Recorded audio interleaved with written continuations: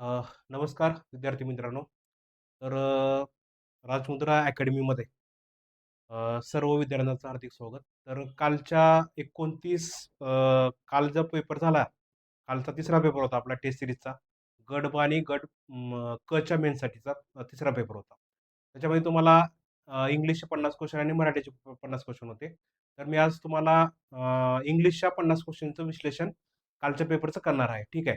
याच्यामध्ये पहिला क्वेश्चन असा होता, की असं विचारलंय, "which of the correct following sentence is" असं विचारलंय. ठीक आहे. आता बघा, याच्यामध्ये खालीलपैकी कुठला सेंटेन्स बरोबर आहे? आता याच्यामध्ये असं स्ट्रक्चर आहे.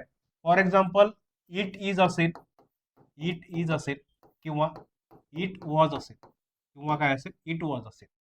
आता बघा याच्यामध्ये इट इज किंवा इट वॉज असेल, तर त्याच्यानंतर काय असतो? सब्जेक्ट प्रोनाउन असतो. काय असतो? सब्जेक्ट प्रोनाउन असतो. आणि सब्जेक्ट प्रोनाउन नंतर वाक्यामध्ये काय असतो? सब्जेक्ट प्रोनाउन नंतर काय असतो? वर्ब असतो. वर्ब नंतर काय असतो? ऑब्जेक्ट असतो. लक्षात ठेवा, वर्ब नंतर काय असतो? ऑब्जेक्ट असतो. ह्या सब्जेक्ट प्रोनाउनलाच आपण काय म्हणतो? दुसरा शब्द काय वाक्यामध्ये काय असतो? नॉमिनेटिव्ह केस असतो. काय असतो? नॉमिनेटिव्ह केस म्हणजेच काय? त्याला सब्जेक्ट प्रोनाउन म्हणजे आपण दुसऱ्या याच्यामध्ये मराठीमध्ये म्हणतो प्रथम विभक्ती असं म्हणतो. प्रथम विभक्ती असं म्हणतो. लक्षात ठेवा. आता बघा याच्यामध्ये प्रत्येक प्रत्येक वाक्य इट इज न जोडलंय, इट इज न जोडलंय, परत इट इज न जोडलेलं आहे. पण याच्यानंतर आता बघा प्रत्येक वाक्यामध्ये इट इजच्या नंतर इथं हिम आलंय, चुकीचं आहे. इट इजच्या नंतर परत इथं हर आले आणि इट इजच्या नंतर परत ही आले. आता बघा याच्यामध्ये इट इजच्या नंतर किंवा इट वॉजच्या नंतर हा सब्जेक्ट प्रोनाउनचा वापर केला जातो. म्हणजेच काय? प्रथम विभक्तीचा वापर केला जातो. ना की आता बघा इथं हिम हे काय? हिम हे ऑब्जेक्टिव्ह केस आहे. हिम हे काय? ऑब्जेक्टिव्ह केस आहे. हिम हे ऑब्जेक्टिव्ह केस आहे. ठीक आहे. परत इथं हर पण काय? ऑब्जेक्टिव्ह केस आहे. हर पण काय? ऑब्जेक्टिव्ह केस आहे. ऑब्जेक्टिव्ह केस आहे. बरोबर. मग हे ऑब्जेक्टिव्ह केस असल्यामुळं हे दोन्ही आन्सर चुकीचे आहेत. हे दोन्ही आन्सर काय चुकीचे आहेत.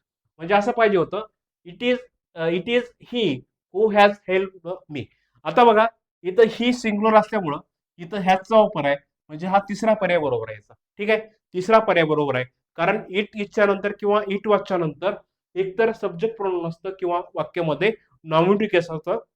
म्हणजे ऑब्जेक्टिव्ह केसचा वापर केला जात नाही. इथं दोन्ही याच्यामध्ये ऑब्जेक्टिव्ह केसचा वापर आहे, चुकीचा आहे. याच्यामधला 51चा पर्याय क्रमांक 3 असं उत्तर येईल. लक्षात ठेवा. त्याच्यानंतर बघा दुसरं वाक्य आहे, ही एन्जॉय हिमसेल्फ ड्युरिंग द समर. आणि त्याच्यानंतर बघा identify the type of pronoun underline in the above sentence असं विचारलं गेलेलं आहे. आता याच्यामध्ये बघा इथं ही एन्जॉय हिमसेल्फला अंडरलाईन आहे. During the summer identify the type of the pronoun underline in the above sentence. आता बघा ही एन्जॉय हिमसेल्फ. आता बघा हीच रिफ्लेक्सिव्ह प्रोनाउन, त्यालाच हीच रिफ्लेक्सिव्ह प्रोनाउन, रिफ्लेक्सिव्ह प्रोनाउन हीच रिफ्लेक्सिव्ह प्रोनाउन प्रोनाउन आणि त्यालाच इम्पॅटिक प्रोनाउन दोन्ही पण येतं. हीच इम्पॅटिक किंवा रिफ्लेक्सिव्ह प्रोनाउन हिमसेल्फ येतं. हिमसेल्फ येतं. ठीक आहे. हिमसेल्फ येतं. आता याच्यामध्ये तुम्हाला विचारलंय गेलंय वाक्यामध्ये रिफ्लेक्सिव्ह प्रोनाउन आहे का, इम्पॅटिक प्रोनाउन आहे का, डेमॉन्स्ट्रेटिव्ह प्रोनाउन आहे का, डिस्ट्रीब्युटिव्ह प्रोनाउन आहे. आता बघा ज्या वेळेस वाक्यामध्ये वर्ब नंतर, वाक्यामध्ये क्रियापदाच्या नंतर, ठीक आहे. आता बघा याच्यानंतर बघा वाक्यामध्ये क्रियापदाच्या नंतर वर्ब नंतर रिफ्लेक्सिव्ह प्रोनाउनचा वापर केला जातो. वर्ब नंतर रिफ्लेक्सिव्ह प्रोनाउनचा वापर केला जातो. प्रोनाउनचा वापर केला जातो. लक्षात ठेवा. वापर केला जातो. आता बघा याच्यामध्ये वाक्यामध्ये एन्जॉय हे काय वर्ब आहे आणि वर्ब नंतर इथं परत ह्या हिचं हिमसेल्फ झालं म्हणजे हा रिफ्लेक्सिव्ह प्रोनाउन आहे. लक्षात ठेवा. हा काय आहे? रिफ्लेक्सिव्ह प्रोनाउन आहे. आता इम्पॅटिक पण सेम आहे. इम्पॅटिक थोडं पोझिशन आहे, म्हणजे काय थोडं वाक्यामध्ये जोर देऊन बोललं जातं. आणि इम्पॅटिक प्रोनाउनचा वापर कधीही वाक्यामध्ये नामाच्या नंतर किंवा सर्वनामाच्या नंतर वापरले जातात. आणि इम्पॅटिक प्रोनाउन हे वाक्यामध्ये थोडं एम्फसाइज म्हणजे काय थोडं जोर देऊन बोललं जातं. लक्षात ठेवा. आता याच्यामध्ये बघा हे झालं रिफ्लेक्सिव्ह प्रोनाउन. रिफ्लेक्सिव्ह प्रोनाउन वाक्यामध्ये कशाच्या नंतर वर्बच्या नंतर येतात, म्हणजे वर्ब नंतर रिफ्लेक्सिव्ह प्रोनाउनचा वापर केला जातो. आणि त्याच्यानंतर दुसरा आहे इम्पॅटिक प्रोनाउन. बरोबर आहे. दुसरा आहे बी नंबरचा आहे इम्पॅटिक प्रोनाउन. आता बघा इम्पॅटिक प्रोनाउनचा वापर प्रोनाऊनचा वापर, लक्षात ठेवा, एम्पॅथिक प्रोनाऊनचा वापर वापर वाक्यामध्ये वाक्यामध्ये वाक्यामध्ये कर्त्यानंतर केला जातो. कर्त्यानंतर केला जातो म्हणजेच काय, वाक्यामध्ये नाम किंवा नाऊन किंवा प्रोनाऊन नंतर केला जातो. प्रोनाऊन म्हणजेच काय, सर्वनामानंतर केला जातो. सर्वनामानंतर केला जातो, लक्षात ठेवा, सर्वनामानंतर केला जातो. आता याच्यामध्ये असे तुम्हाला उदाहरण सांगता येईल. आता याच्यामध्ये बघा, इथं बघा, Mohan Mohan Mohan himself caught the thief Mohan himself caught the thief असे. आता बघा याच्यामध्ये तुम्हाला इथं मोहन असल्यामुळं, मोहन हा काय आहे, कुठला जेंडर आहे, मस्कुलाइन जेंडर आहे. आता मोहन हा मस्कुलाइन जेंडर असल्यामुळं इथं मोहनचं काय झालं, हिमसेल्फ झालं. ठीक आहे, मोहनचं काय झालं, हिमसेल्फ झालं. लक्षात ठेवा, हा एम्पॅथिक प्रोनाउन आहे, कारण वाक्यामध्ये नामाच्या नंतर किंवा सर्वनामाच्या नंतर हा म्हणजे काय, एम्पॅथिक प्रोनाउनचा वापर केला जातो. आणि वाक्यामध्ये क्रियापदाच्या नंतर किंवा वाक्यामध्ये सहाय्यकारी क्रियापदाच्या नंतर कसा वापर केला जातो, रिफ्लेक्सिव्ह प्रोनाउनचा वापर केला जातो. म्हणजे याच्यामधला फक्त रिफ्लेक्सिव्ह प्रोनाउन उत्तर येईल. याच्यामध्ये बघा, उत्तर क्रमांक 4 ओनली ए असेल. ठीक आहे, आता बघा, डेमॉन्स्ट्रेटिव्ह प्रोनाउन वाक्यामध्ये येणार नाही. डेमॉन्स्ट्रेटिव्ह प्रोनाउन म्हणजे काय, त्याला दर्शक सर्वनाम असं म्हणतो. आणि इंग्रजीमध्ये दर्शक सर्वनाम किती आहेत, दिस दिस दॅट दीज दोज सच आणि यौंडर, एवढे काय आहेत, डेमॉन्स्ट्रेटिव्ह प्रोनाउन, त्याला दर्शक सर्वनाम असं म्हणतो. त्याच्यानंतर बघा, डिस्ट्रीब्युटिव्ह प्रोनाउन म्हणजेच काय, विभाजक सर्वनाम. डिस्ट्रीब्युटिव्ह प्रोनाउन इच, आयदर, एव्हरी आणि नायदर हे डिस्ट्रीब्युटिव्ह प्रोनाउन बघा. इच आयदर एव्हरी आणि नायदर हे डिस्ट्रीब्युटिव्ह प्रोनाउन आहे. मग तुम्हाला इथं एन्जॉय हिमसेल्फ असं दिलंय, म्हणजे उत्तर फक्त ओनली ए हा चौथा पर्याय त्याचं उत्तर येईल. लक्षात ठेवा, हा प्रोनाउन म्हणजे काय, सर्वनामावर क्वेश्चन आहे. त्याच्यानंतर बघा नेक्स्ट,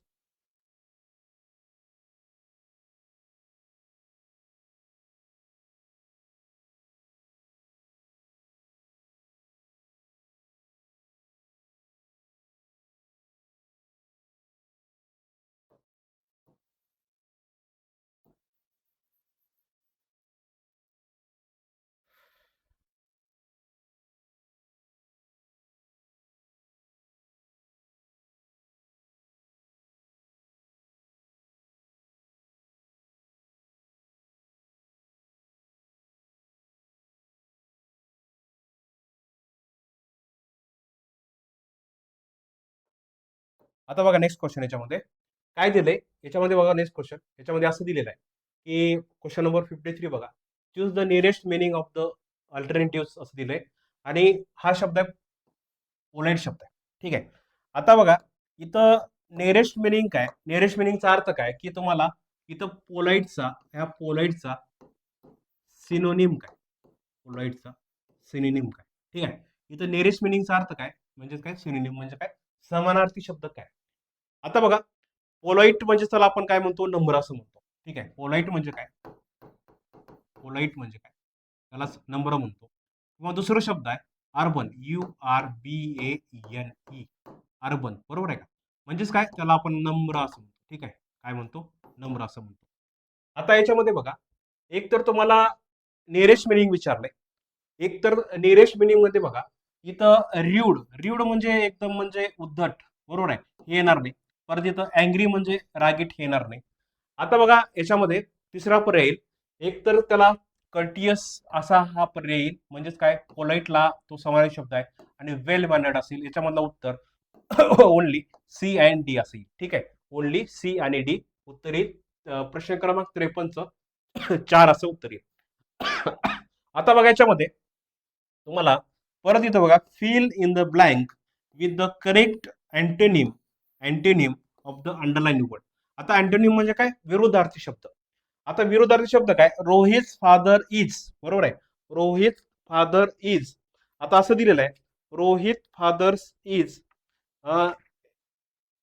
याच्यामध्ये बघा, Rohit fathers is audacious but her husband is dash असं दिलेलं आहे. आता इथं बघा, ऑडेसियसचा मिनिंग काय, ऑडेसियस म्हणजे काय, त्याला आपण काय म्हणतो, ब्रेव असं म्हणतो, बरोबर आहे, ब्रेव म्हणतो. पण ब्रेव म्हणजेच काय, शूर म्हणजे धाडसी, धाडसी, ठीक आहे, धाडसी. ऑडेसियस म्हणजे धाडसी किंवा शूर असं त्याचा. मग त्याच्या विरोधार्थी एक वाईज येईल का, येणार नाही. सेन्सिबल येईल का, येणार नाही. परत इथं कावड, कावड म्हणजे काय, भित्रा, कावड म्हणजे काय, भित्रा, बरोबर आहे. याच्या म्हणजे धाडशीच्या विरुद्ध काय येईल, कावड येईल. आणि एलिगंट म्हणजे मोहक, एलिगंट म्हणजे काय, मोहक. म्हणजे याचा पर्याय क्रमांक 54 3 असं त्याचं उत्तर येईल, लक्षात ठेवा. त्याच्यानंतर बघा next.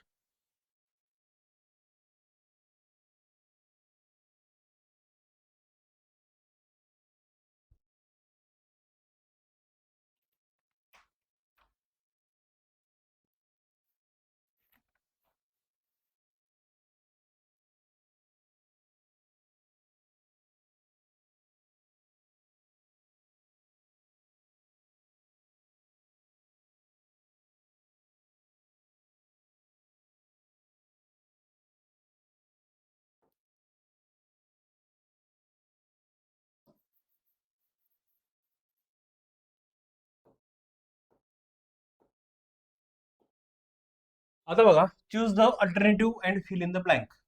The dash of the Gupta king is renowned for development in the culture in ancient India असं दिलेलं आहे. आता हा प्रश्न आहे होमोफोनचा,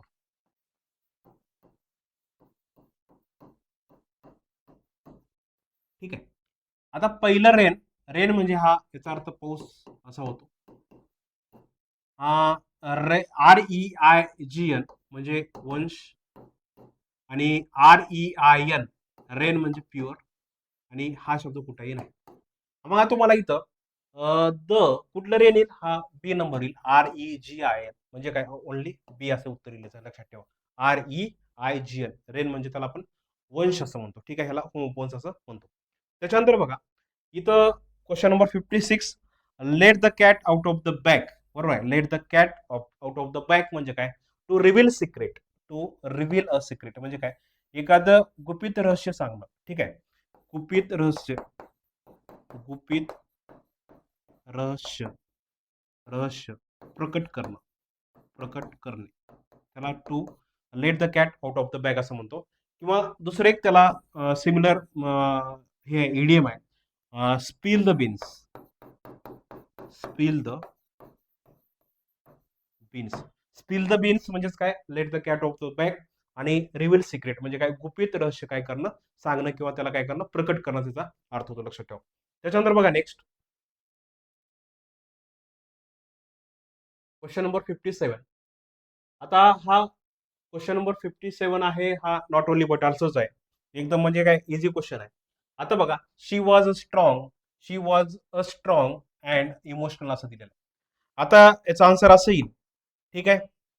याचा आन्सर येईल बघा, she was not only only strong emotional but also, येणार नाही. परत बघा, she not only was strong but also emotional, हे पण येणार नाही.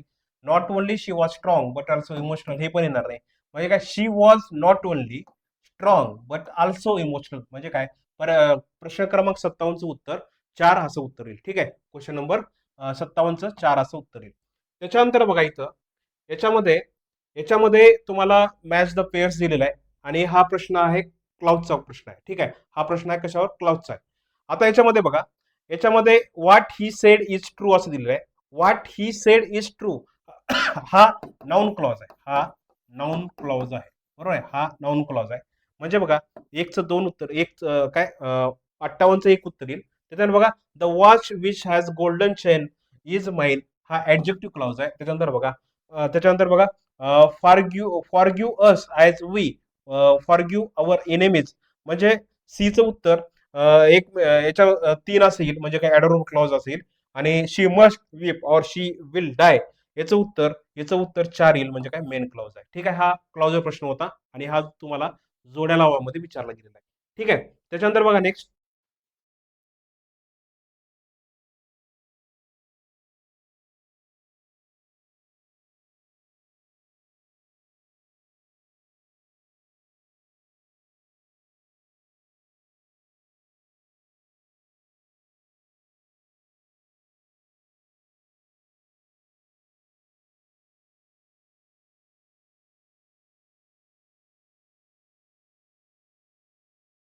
59चा क्वेश्चन बघा.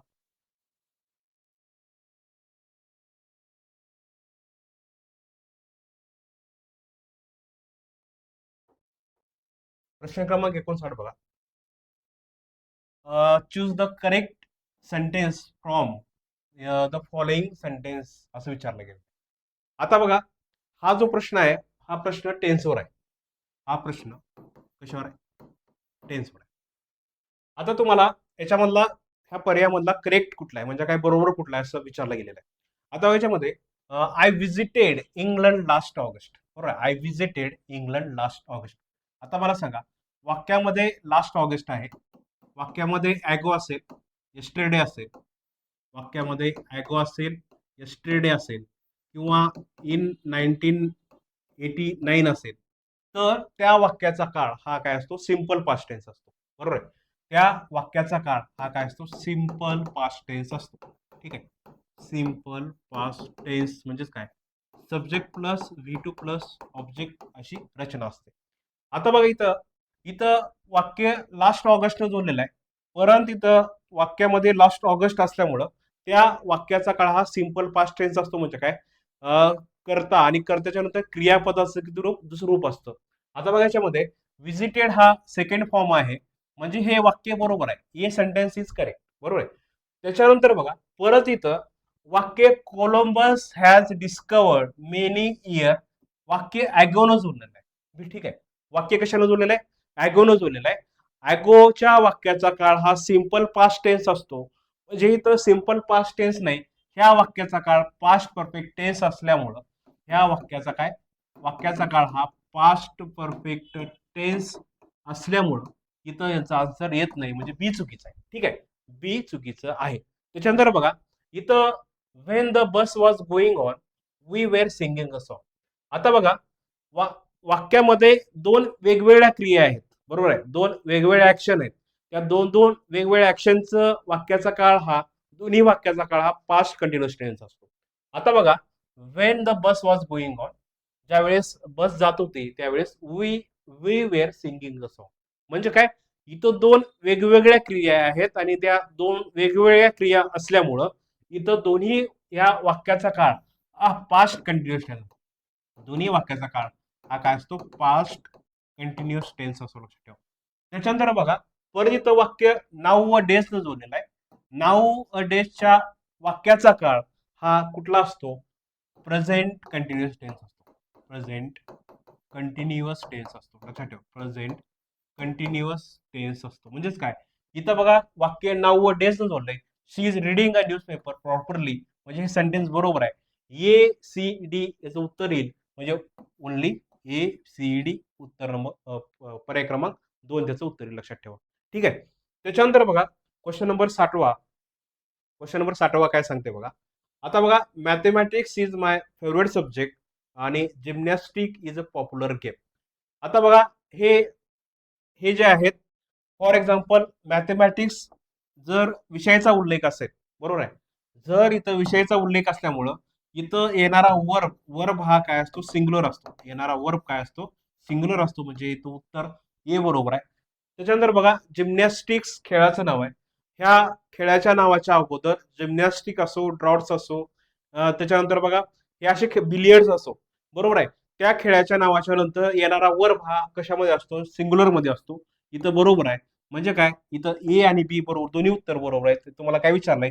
करेक्ट सेंटेन्स विचारलंय, म्हणजे उत्तर ओनली ए आणि बी असं उत्तर त्याचं येईल. ठीक आहे, लक्षात ठेवा. त्याच्यानंतर बघा, हा प्रश्न सिंग्युलर आणि प्लुरल हा टॉपिकचा आहे. त्याच्यानंतर बघा next.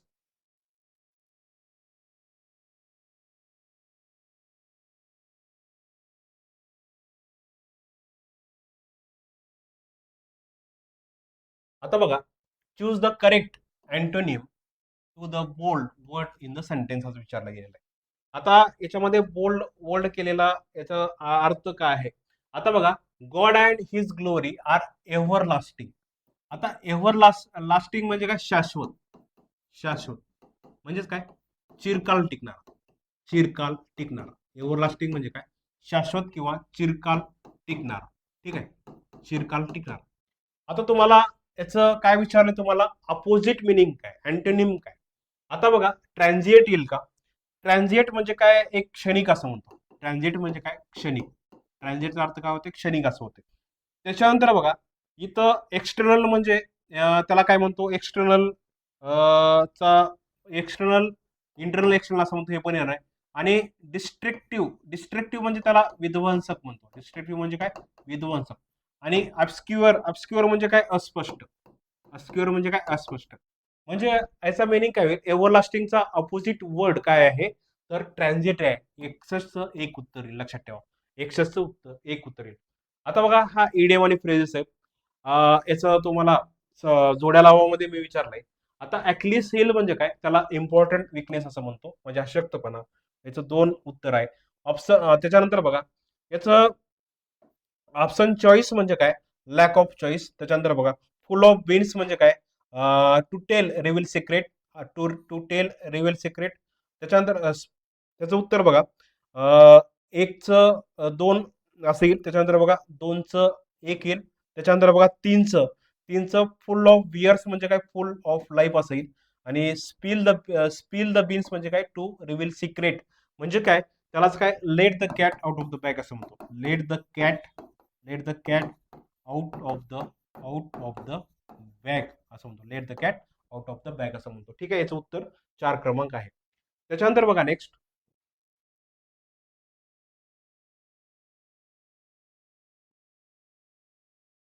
Question number 63. Question number 63चं बघा उत्तर.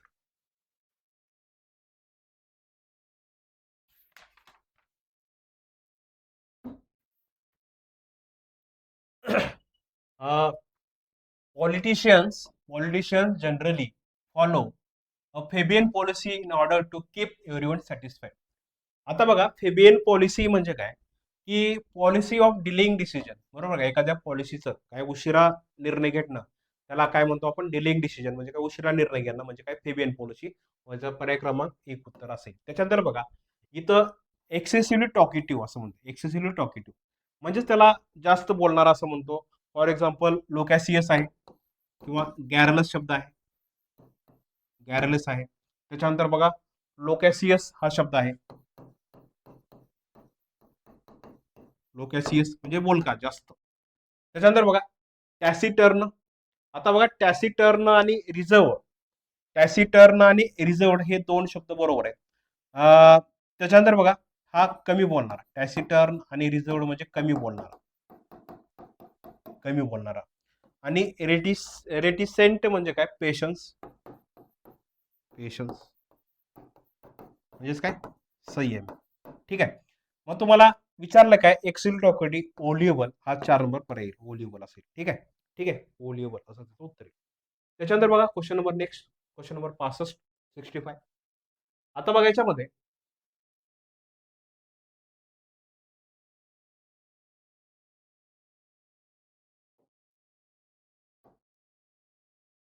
आता बघा, हे रोगाचे नाव आहेत. Micelles has broken out in the city, बरोबर आहे. बघा, याच्यामध्ये रिकेट्स असेल, रिकेट्स असेल, शिंगल्स असेल, किंवा मिसल्स असेल. याच्यानंतर वर पहा, सिंग्युलर वर्ब,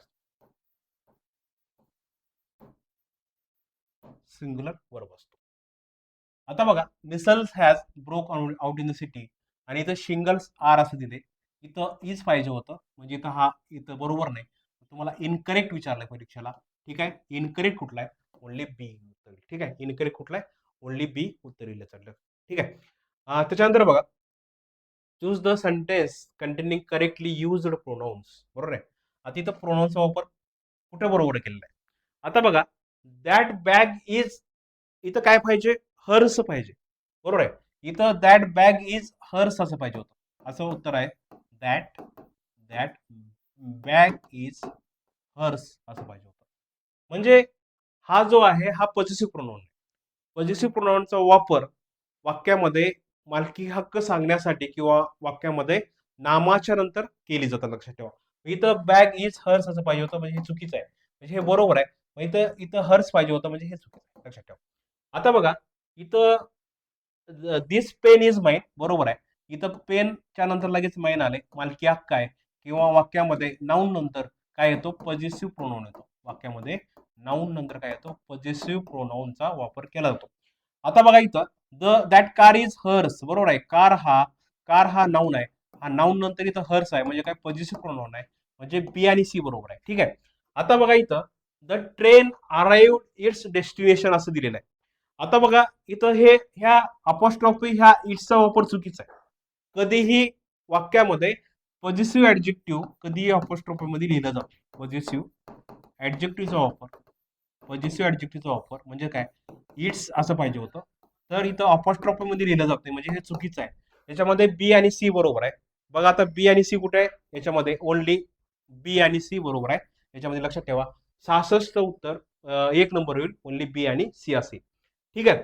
त्याच्यानंतर बघा क्वेश्चन नंबर 67चं उत्तर आहे, the boy who made the top score is my cousin, the underline word is dash. आता बघा, हा जो आहे हा डेमॉन्स्ट्रेटिव्ह प्रोनाउन आहे का, त्याच्यानंतर बघा हा पर्सनल प्रोनाउन आहे का, त्याच्यानंतर बघा रिलेटिव्ह आहे का, रिफ्लेक्सिव्ह आहे.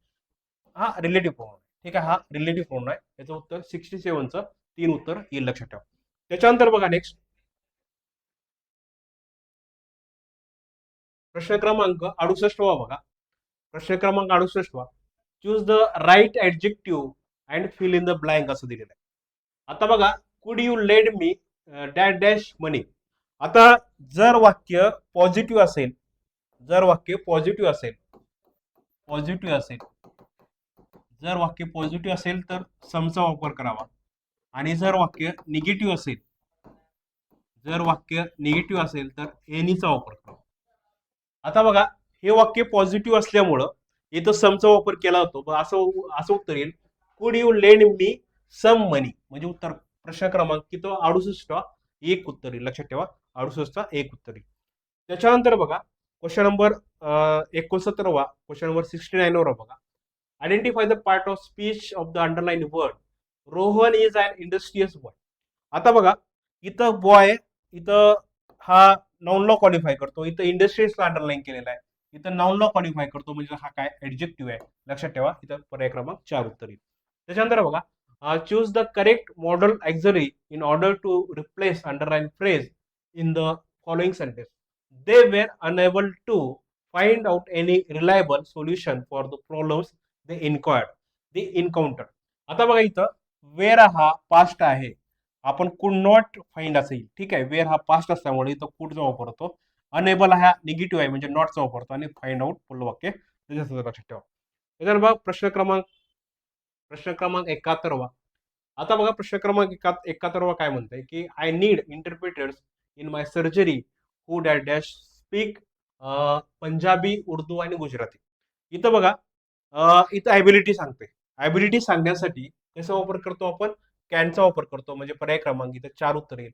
I need interpreters in my surgery who can speak Punjabi, Urdu and Gujarati. म्हणजे काय, मला इंटरप्रेटरची गरज आहे सर्जरीसाठी. काय ते कुठली भाषा बोलू शकतात, पंजाबी, उर्दू आणि गुजराती अशा काय त्यांच्यामध्ये ॲबिलिटी पाहिजे, क्षमता पाहिजे, म्हणजे पर्याय क्रमांक 4 म्हणजे काय, कॅनना आपण काय सांगतो, ॲबिलिटी सांगतो, लक्षात ठेवा. त्याच्यानंतर बघा question number next, find out one word of the underline word, person who creates map, बरोबर आहे. जो नकाशा तयार करतो, बरोबर आहे, त्याला आपण काय म्हणतो, कार्टोग्राफर असं म्हणतो. जो नकाशा तयार करतो त्याला कार्टोग्राफर म्हणतो. आणि कनायझर म्हणजे काय, त्याला सगळ्या गोष्टी माहित असतात, त्याला काय म्हणतो, मार्मिक असं म्हणतो. ठीक आहे. हायपोक्रायटिक म्हणजे काय, प्रिटेंड म्हणजे त्याला ढोंगीपणा असं म्हणतो, ढोंगीपणा करणारा प्रिटेंड असं म्हणतो. ठीक आहे. आणि पॉयनियर म्हणजे काय, अग्रनेता. पॉयनियर म्हणजे काय, अग्रनेता. म्हणजे याच्यामध्ये तुम्हाला a person who creates map म्हणजे काय, जो नकाशा बनवतो त्याला काय म्हणतो आपण, कार्टोग्राफर असं म्हणतो. ठीक आहे. जो नकाशा बनवतो त्याला कार्टोग्राफर असं म्हणतो. ठीक आहे. बाकीचं राहिलेलं उद्याच्या नेक्स्ट लेक्चरला होईल. ठीक आहे. याच्यापुरतं थांबू इथं. Thank you all of